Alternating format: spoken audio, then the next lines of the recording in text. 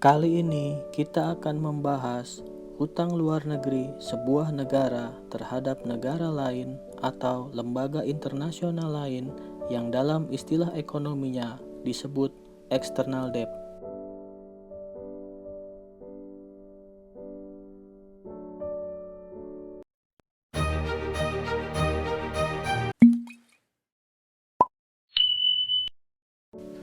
Lebih dari 90% negara di dunia ini punya hutang, termasuk negara maju seperti Amerika, Cina, Jepang, Inggris, Jerman, Kanada, dan lain-lain. Bahkan kesemua negara maju tersebut termasuk negara dengan jumlah hutang terbesar di dunia. Apakah ada negara yang tidak punya hutang sama sekali? Ada.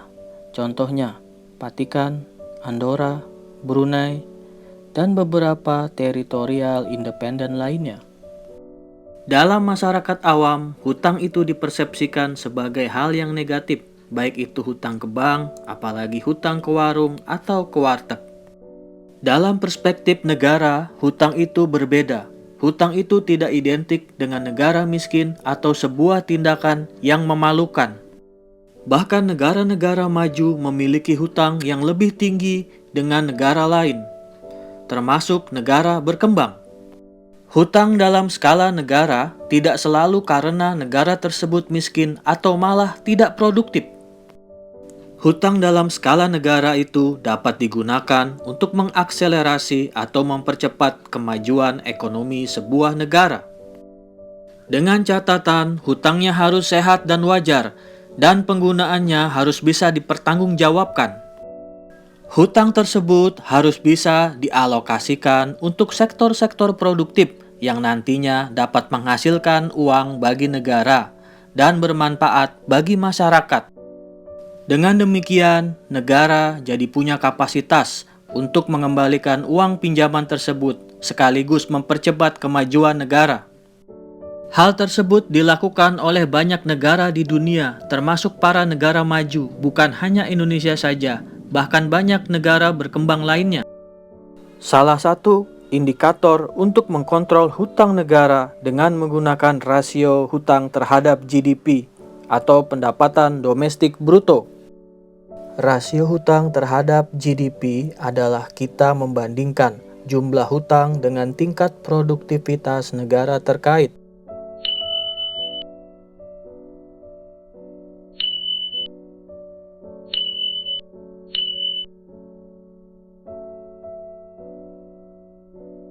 Rasio hutang terhadap GDP adalah kemampuan sebuah negara dalam membayar hutang. Contoh, Thailand pada tahun 2017 memiliki rasio hutang terhadap GDP sebesar 33%. Artinya Thailand memiliki hutang 33% dari kemampuan produktivitas negaranya dalam membayar hutang dalam 1 tahun. Dengan angka rasio tersebut, kita dapat melihat kemampuan berhutang sebuah negara saat dibandingkan dengan tingkat produktivitas negara terkait selama setahun. Negara dengan rasio hutang terhadap GDP tinggi: Belanda 522% 2017, Singapura 453% 2017, Inggris 313% 2017, Jerman 145% 2019, Amerika 115% 2020. Contoh negara dengan rasio hutang kecil terhadap GDP: Nigeria 3% 2017, Cina 15% 2019, India 19% 2019. Bagaimana dengan Indonesia? Ya, rasio hutang Indonesia terhadap GDP adalah 34% 2020. Jadi, jangan kaget dulu saat disebut hutang Indonesia sudah mencapai sekian ribu triliun. Yang perlu dicek adalah bagaimana rasio hutang Indonesia terhadap GDP dan primary balance di APBN.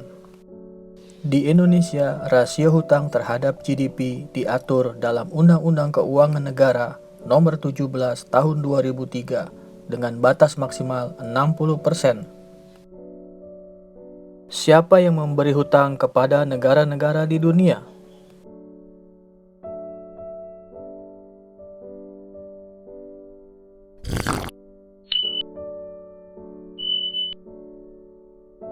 Dari dalam negeri, negara bisa berhutang pada rakyatnya sendiri dengan menjual surat atau obligasi kepada masyarakat, perusahaan, maupun bank komersil di pasar keuangan. Atau pemerintah juga bisa menjual surat berharga negara ke bank sentral atau quantitative easing.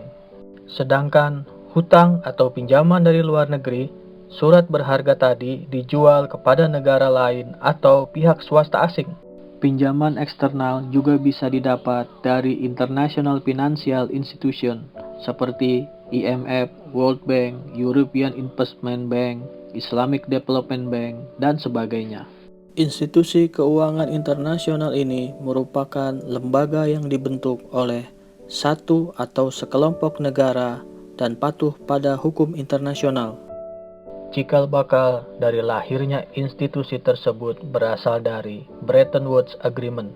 Tujuan awalnya adalah untuk pemulihan ekonomi dunia setelah Perang Dunia II. Setiap institusi keuangan tersebut memiliki peran yang berbeda. IMF fokus menjaga stabilitas mata uang dunia. World Bank sebagai sumber dana pembangunan negara-negara berkembang.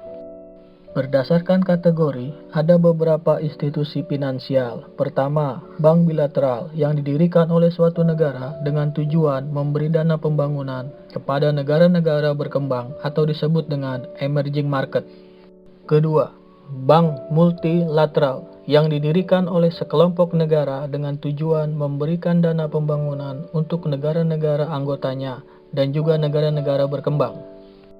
Kesemua institusi internasional itu mendapatkan dana dari para negara anggotanya, terutama dari para negara maju.